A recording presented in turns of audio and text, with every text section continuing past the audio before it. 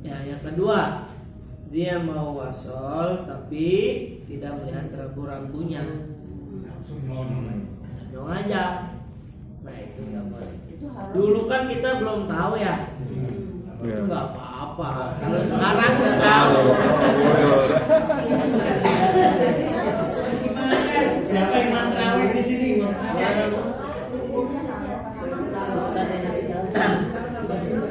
Jadi begini. Ya, ada hukumnya.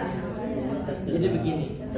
Sesuatu yang awalnya tidak ada, kita tarik hukumnya ya. Kalau mau narik ini haram apa boleh? Kita tarik. Di dalam kaidah usul fiqh itu begini. Sesuatu yang asalnya enggak ada, ya, itu maka tidak ada. Ya, kecuali sesuatu yang ada, maka hukumnya boleh. Ya, karena ini sesuatu yang asalnya enggak ada, ya, maka kalaupun diadakan dan ada madorotnya, maka hukumnya haram. Itu salah satu ya. Jadi itu salah satu perbuatan tercela di dalam membaca Al-Qur'an. Maka ulama itu sudah kasih kemudahan. Kalau nggak kuat nafas, wakaf. Ya, itu fungsi wakaf tuh biar nggak kayak tadi, Mas. Kalau di wakaf, kayak di wakaf ada yang ngomong kan penuh dina, ada yang dina itu gimana? Nah, kalau dia nggak tahu nggak apa-apa. Tapi Tapi salah. Tapi salah.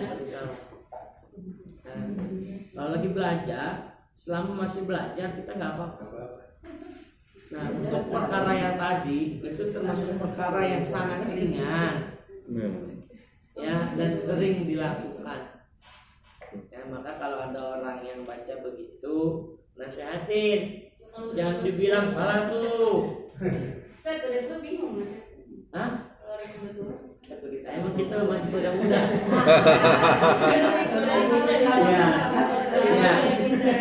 Ya, bilang begini. Ya, selama saya belajar, nggak ada tuh hukum kayak gitu kata guru saya. Ya, itu perbuatan yang nggak bagus. Lah terus yang bagus gimana? Wakaf aja wakaf. Ada jeda gitu ya. Kalau nggak kuat nafas wakaf. Ya, wakaf itu dibolehkan. Yang paling sering itu waktu di tengah kata, Ustaz. Hah? Waktu di tengah kata, orang nafasnya udah masa dipaksa. Ya dibalik. Pemaksaan Udah di speaker. Yang parah itu yang tadi. Aja gitu.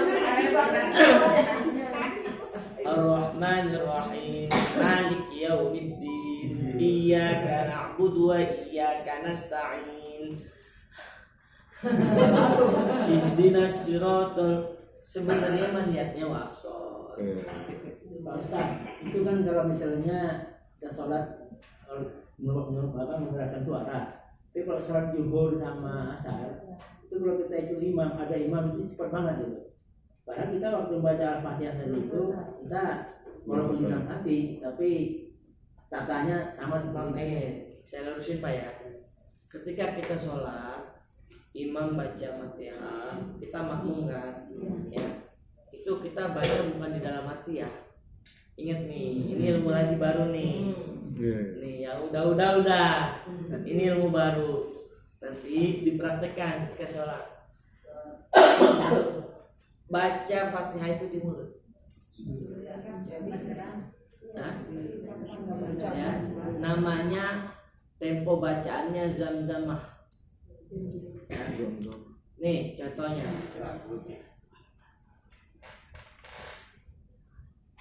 Hanya kuping kita harus dengar baca itu. Kalau kita baca Fatihah di dalam sholat nggak kedengaran telinga kita, batal sholatnya. Ya, batal sholatnya. Ya, ada. Ini dalilnya ada. Di kitab fikih ada, hadisnya ada. Ya, hadisnya itu barang siapa orang yang sholatnya itu hanya menutup mulutnya saja, tidak membaca Fatihah, maka sholat Tidak sah. maka dulu waktu lagi rame tuh sholat itu katanya dalil nutup mulut itu tuh, padahal bukan itu yang dimaksud. Mulutnya ditutup ketika sholat itu, ketika sholat dia diem aja nggak baca-baca. Maksudnya tuh walaupun di masker tapi terdengar. Ya. Jadi tetap baca Fatihah itu, walaupun sholatnya sholat asar atau sholat zuhur, harus terdengar dengan suara kita nih, Iya. suara mulut kita harus terdengar dengan itu Pak ya. Ya. Yang tetap kan maksudnya tetap dia bacanya. Zam-zama kan dulu udah kita tulis ya tempo bacaannya. Sampai yang terakhir yang nggak boleh itu namanya hadromah. Iya makanya. Di level itu. Nih dengerin. Ada beberapa tempo bacaan. Tempo bacaan Al-Quran itu yang pertama yaitu tahqiq.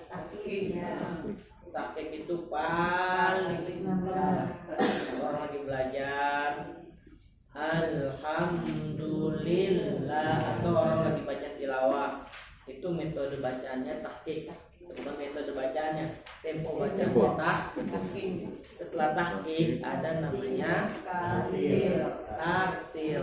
Tartil itu tempo sedang. Setelah tartil itu ada namanya tadwir. Tadwir itu cepat.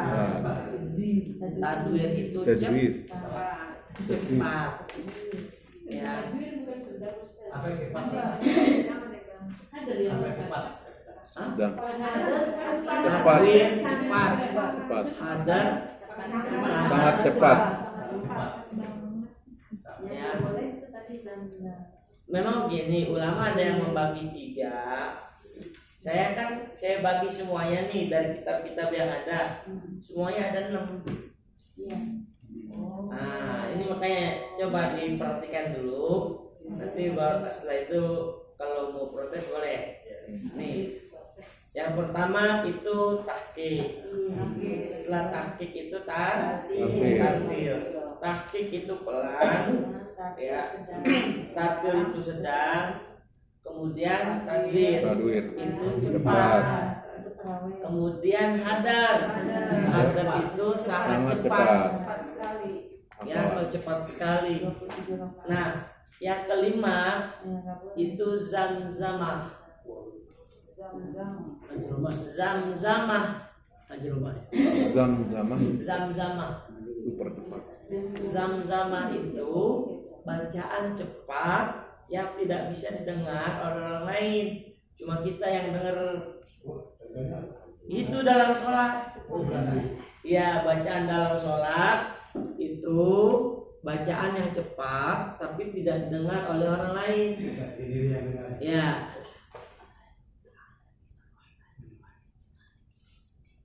Tapi tetap kalau mau wasol dibaca, bukan begini.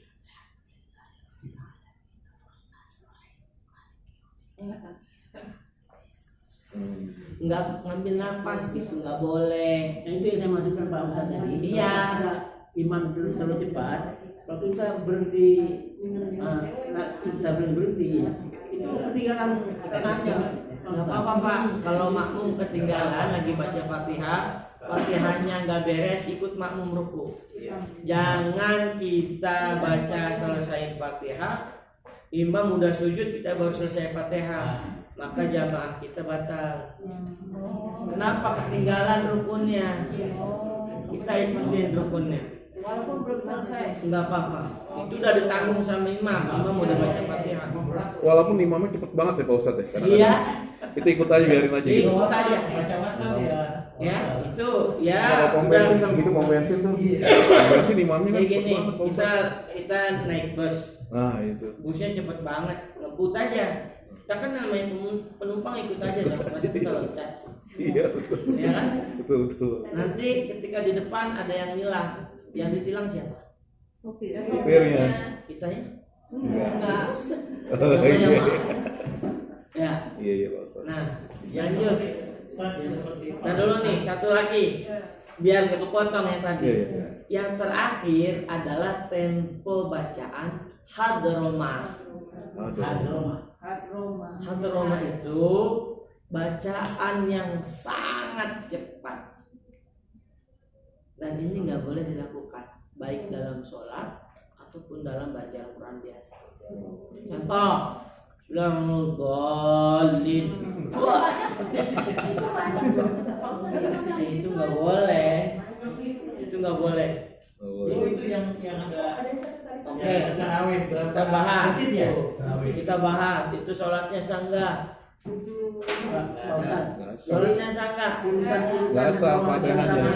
Sama tadi itu bukan sama yang terakhir bukan?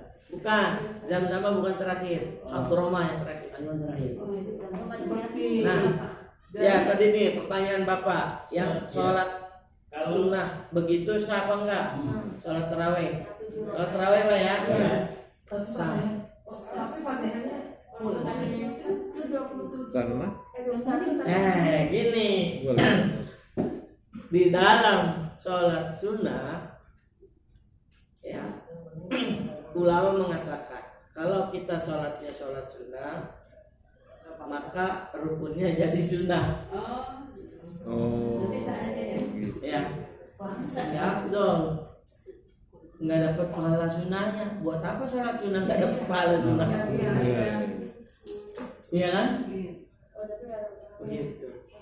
Tetapi ada juga yang menghukumi orang-orang yang seperti itu masuk ke dalam kategori orang-orang yang fasik, mempermainkan agama.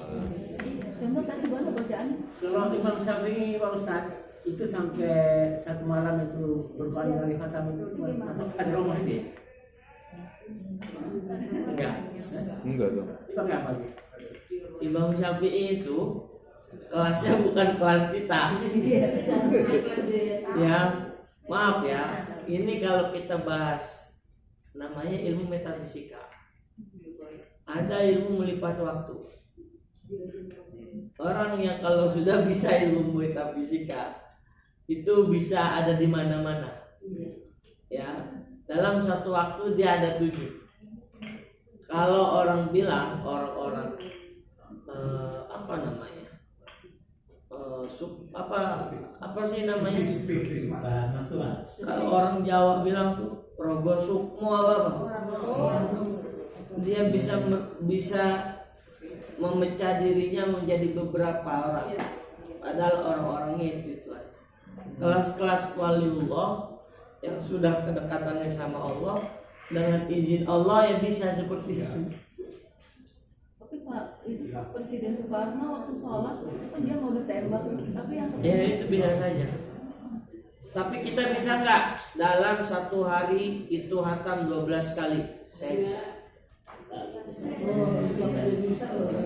Teman-teman bisa nggak? Bisa.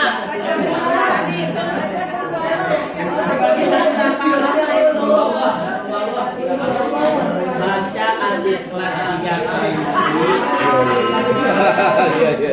Itu sudah setara dengan 1 kali hatam Al-Quran. Maka dawamkan itu baca Al-Ikhlas. 3 kali ya. Kalau kita selama hidupnya sudah membaca Al-Ikhlas sampai 400.000 kali, kita akan terbebas dari siksa api neraka. 400.000 dalam tempo satu. Seumur hidup. Selama kita hidup, kecil dan sekarang kecil. Kecil. Sekali 50 kali. Sekali 50 kali gue. Kalau 100 kali lah. 100 kali. Ya selama hidup. Start nyambung dengan pertanyaan itu apa? Pausna.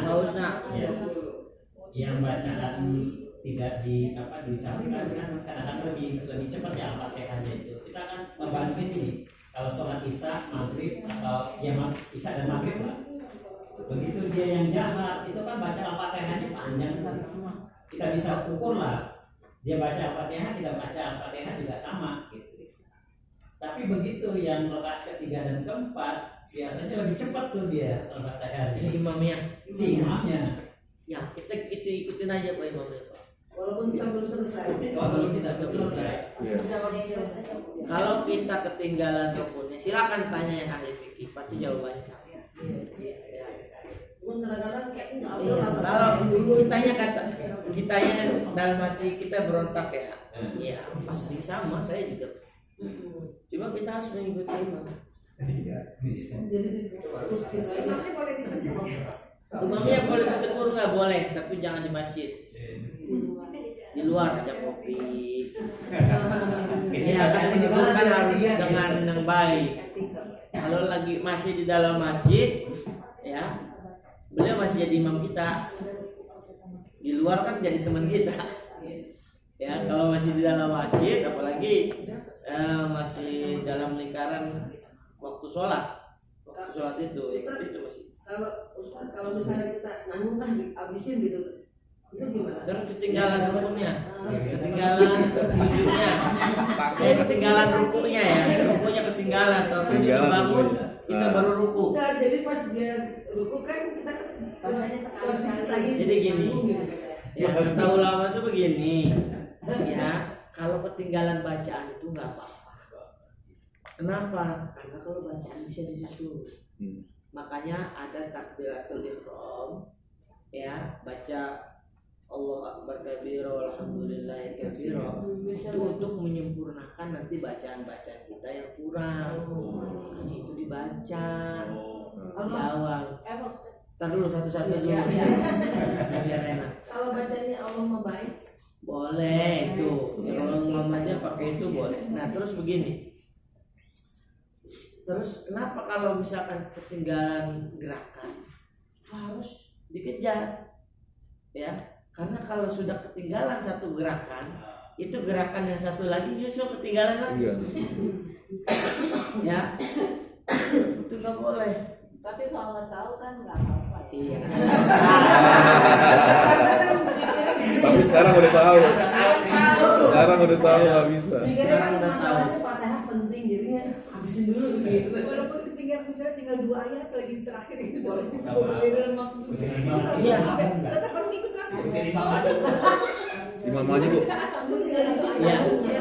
Karena fakta itu udah dibaca imam pada dasarnya itu. Pak Ustadz, saya menduga Pak Ustadz, takbir itu Pak Ustadz katakan itu kan untuk menyempurnakan. Saya duga imam tadi itu dia nggak baca takbiratul ihram Pak Ustadz. Iya, saya duga karena makanya Al-Fatihahnya cepat banget itu. Maksudnya doa iftitah. Doa iftitah, doa iftitah Pak. Doa iftitah. Oh iya. Allahu Akbar terus Bismillahirrahmanirrahim. Imam nggak baca. Karena cepet banget sih. Boleh nggak?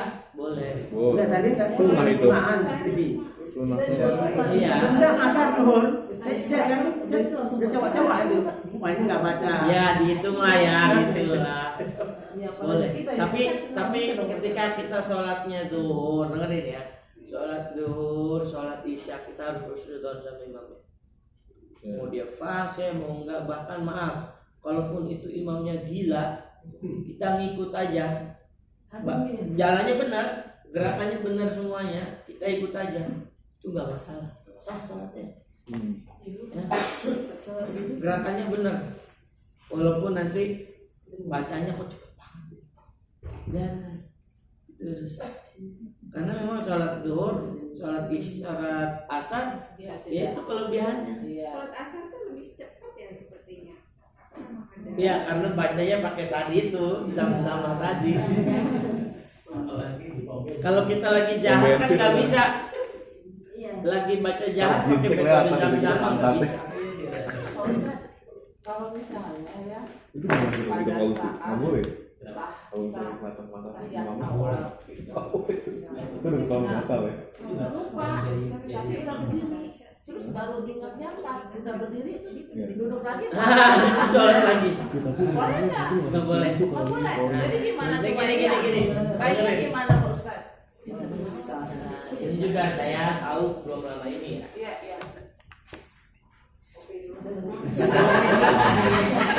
Pertanyaannya. Saya pernah melakukan itu.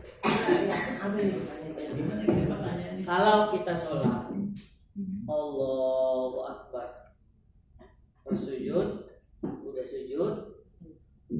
udah rakaat pertama tuh ya, naik lagi, Allah, masuk rakaat kedua.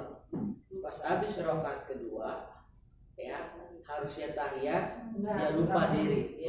Allah, udah diri tuh, udah diri setengah badan, ya, ataupun sudah diri begini, wah jangan turun lagi.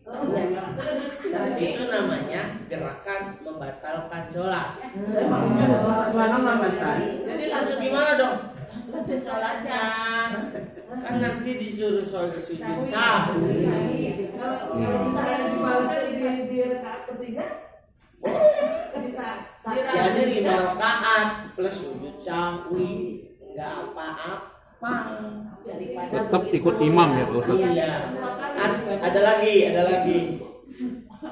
Kita lagi sholat. Allah Akbar. Sholat isya.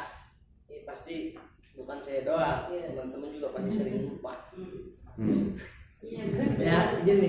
Habis sholat isya kan capek kan? Pada pengen tidur langsung. Karena sholat isyanya kayak bentar-bentar. Ya kan? Nah, setelah sholat isya pas rakaat ketiga, nggak tahu kita rakaat keberapa, kita mikir ini kayaknya udah rakaat keempat. Lupa kita.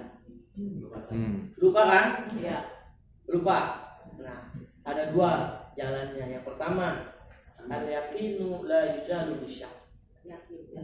Kita yakin dengan sholat kita, ya, maka hilang keraguan-keraguan, maka sholat kita walaupun pada kenyataan itu cuma 3 rakaat sah.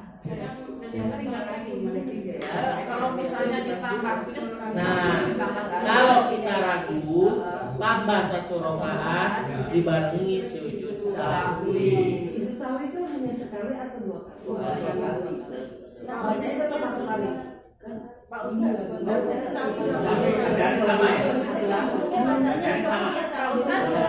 Bukan. Satu. pada saat sujud sahwi itu yang dibacanya itu kan ada bacaan lain, tapi ada juga subhanallah itu aja katanya. Iya. Mana yang betul ya Pak Ustadz? Ada baca sujud sahwi. Bacanya itu Subhana la yanamu wa la yasbu. tapi ada yang bilang itu bukan itu, jadi subhanallah aja. Yang bilang siapa? Iya, Ya. makanya saya pengen kejelasan Ya. Pak Ustadz.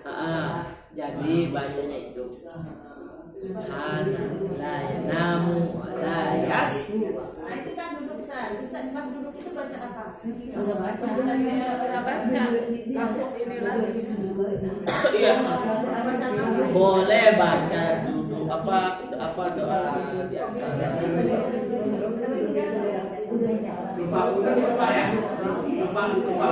Nah, pertanyaannya nih.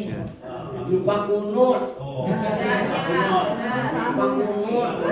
Harus gimana?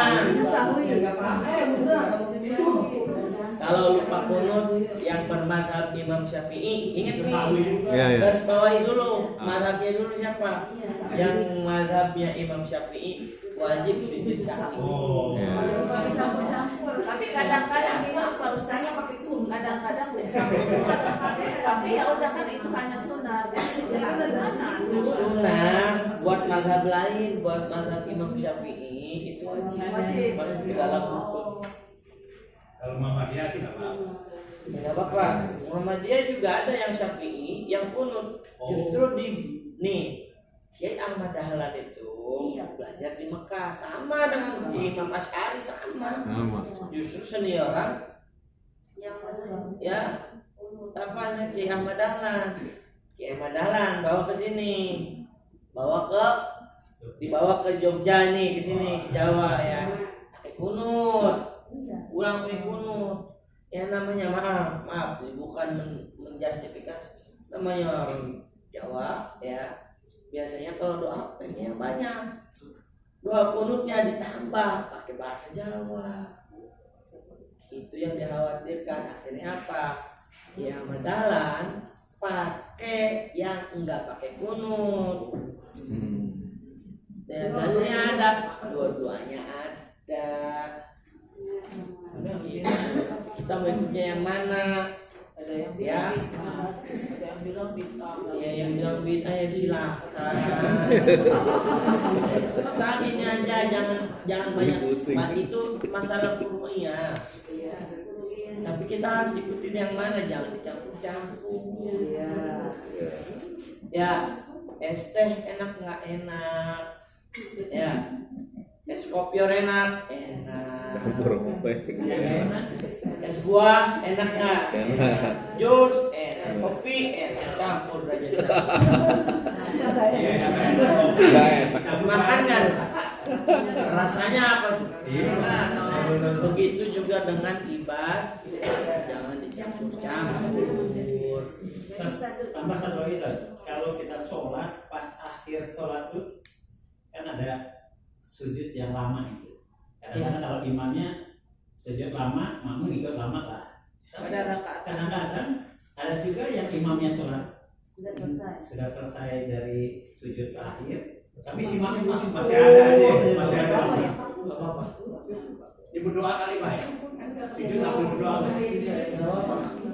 Nggak apa-apa. Itu gerakan terakhir loh, Pak. Hah? Ya itu udah rakaat terakhir, udah rukun terakhir.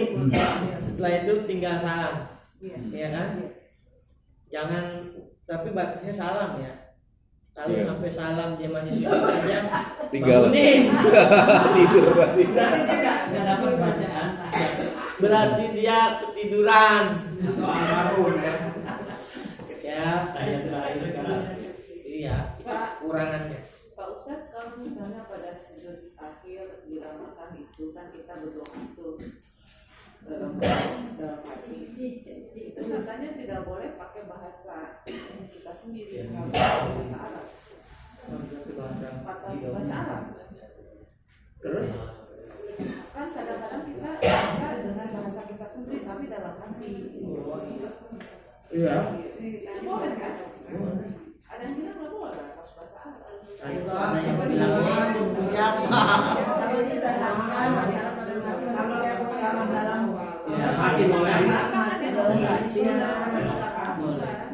Jangan dilahirkan. ya jadi begitu ya. Itu bahasa sama Islam.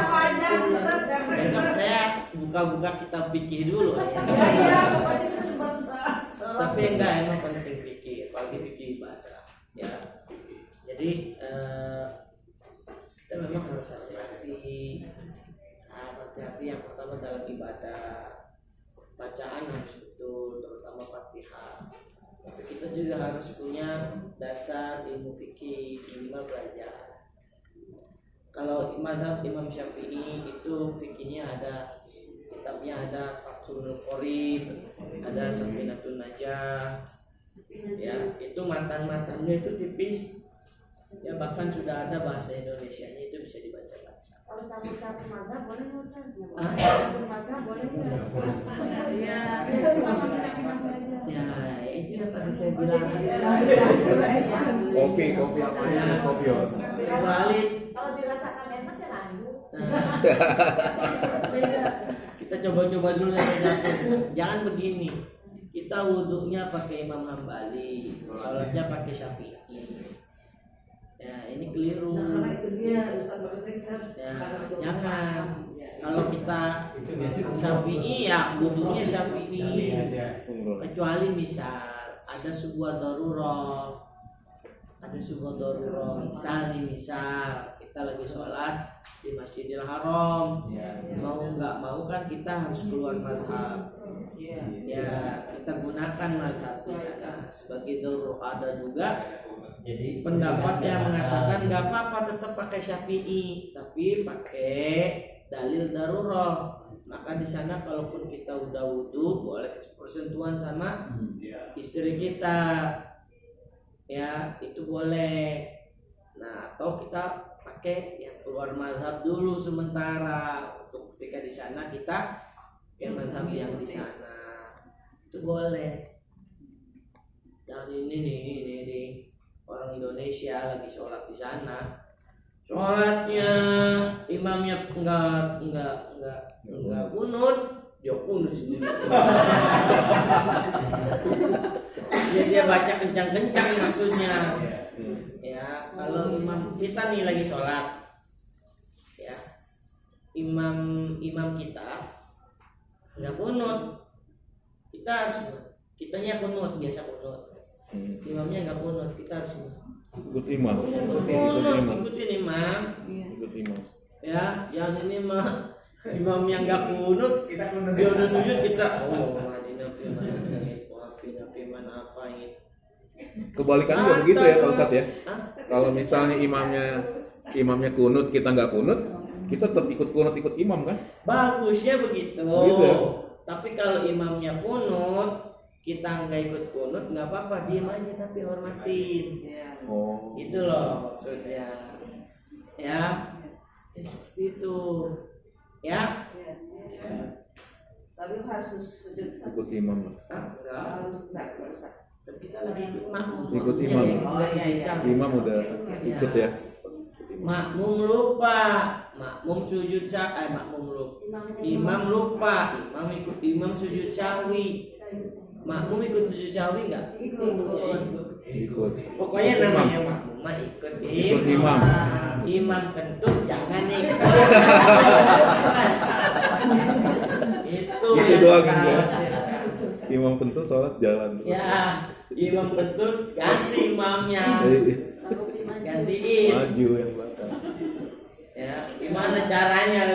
Kalau lupa bacaan, kadang tuh imam suka bacaan. Apa yang di belakang itu bisa mengingatkan dengan bacaan. Oh, yang ngingetin juga bisa jadi kitanya batal. Batal kan? Hah? Oh bisa iya. Bisa. Baca. Kalau kita sengaja. Awas nih. Nih, makanya di belakang imam itu ada namanya badal imam. Ini mah di belakang imam jangan anak kecil. Di belakang imam orang yang fasih juga bacaan imam bacaannya. Ketika imam lupa baca surah misalkan, makmum nih yang fasih yang hafal juga bacaannya ngingetin. Kalau sekali diingetin nggak bisa udah. Ikut imam. Jangan diingetin lagi. Ikut imam. Ya. Kan udah nggak masuk rukun itu bacaan sholat. Kecuali yang lupa Al-Fatihah. Ya Al-Fatihah siapa yang kagak hafal? Kalau dia Al-Fatihah salah lagi, makmum yang di belakang wajib ingetin sampai betul. Karena pernah itu Al-Fatihahnya nggak dibaca.